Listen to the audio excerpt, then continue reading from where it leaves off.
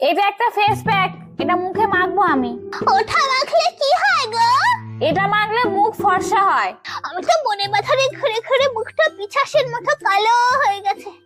বলছি শোনো না বৌমা, তোমার এই ফেস প্যাক আমাকে একটু দেবে? হ্যাঁ হ্যাঁ দেবো, কেন দেবো না। এতে না একটু পুদিনা পাতা মেশাতে হবে, ওখানে বাটা রয়েছে মিক্সারে, আমি এক্ষুনি নিয়ে আসছি। হ্যাঁ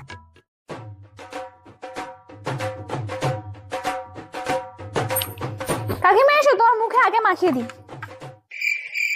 এইটা এরকম জ্বালা করছে কেন বলো তো? করুন না, মুখের ময়লা সব উঠে যাবে। এরকম বিচ্ছিরি জ্বালা করছে কেন? এই দেখছি মুখের ছাল চামড়ায় উঠে যাচ্ছে। আমি গিয়ে পুকুরে ঝাঁপ দেবো।